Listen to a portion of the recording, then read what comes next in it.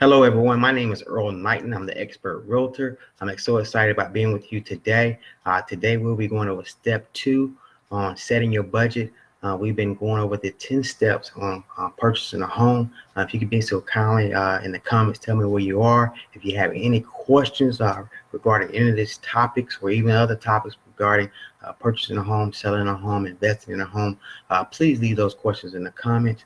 I'm so excited about going over step number 2, setting your budget. It is so important that you understand the process, the 10-step process of purchasing a home. Again, my name is Earl Knight, an expert realtor. I've been licensed for over 17 years. I'm licensed in both the state of Florida and also the state of Georgia.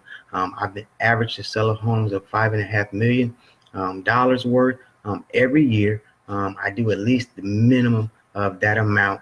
And I'm so excited about sharing this information with you today. Step 2, setting your budget. Just to do a quick recap, if you haven't, or your first time watching the 10-step process, the 10-step process starts with this. Step 1, starting with your credit. Step 2, setting your budget. Step 3, line up some cash. Step 4, find a great realtor. Step 5, get pre-approval. Yes. Step 6, search for your home. Step 7, make an offer. Step 8, go under contract. Step 9, get a home inspection. That's so key. I can't wait till we get to that part. Step 10, close the deal. Hooray, you've done it. You've gone through the 10-step process. Trust me, it's not that difficult, but in everything there is a process. Whether it's your first time getting a job, there's some instructions.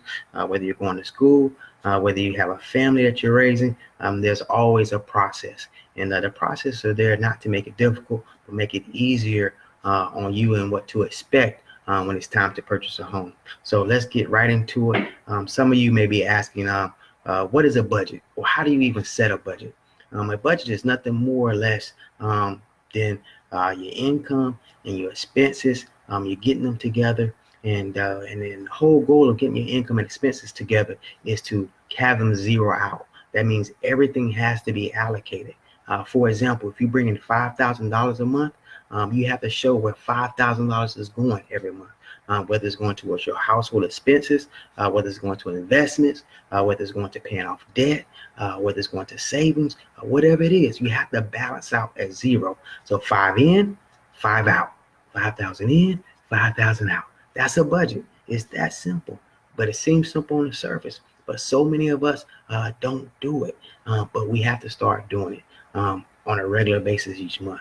By doing so, when you're purchasing a home, it definitely shows you how much you can afford or how much house that you're willing to purchase it for based on your budget.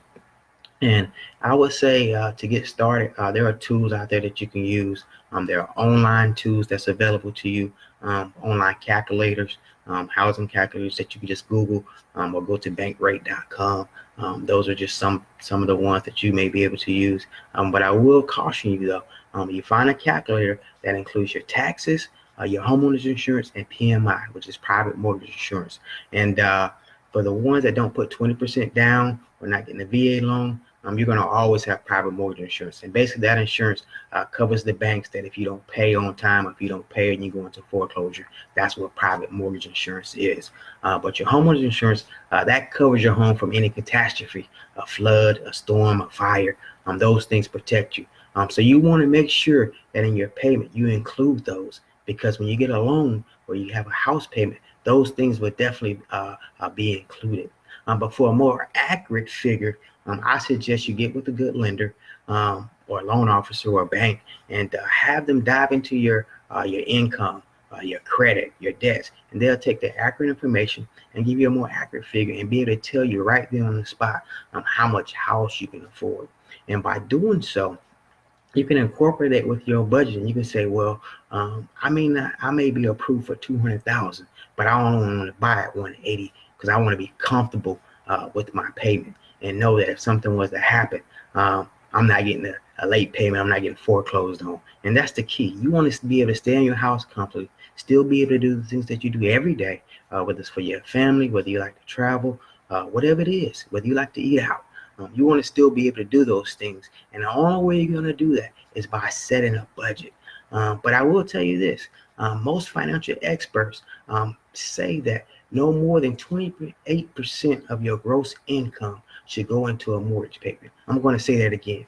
No more than 28% of your gross income should go into your mortgage payment. Now, there are some lenders and banks that approve you for more than 28%. But financial experts say to be safe that no more than 28% of your gross income should go towards a mortgage payment. And you say, well, how does that work? Well, I'm going to explain that to you. For example, after your expenses, after your debts come out, after you pay your insurances, your health insurance, your net income is now $5,000 per month.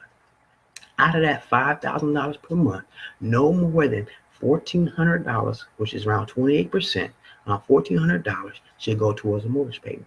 And included in that mortgage payment, remember now, is going to be your homeowner's insurance, your PMI, which is your private mortgage insurance, as well as your taxes.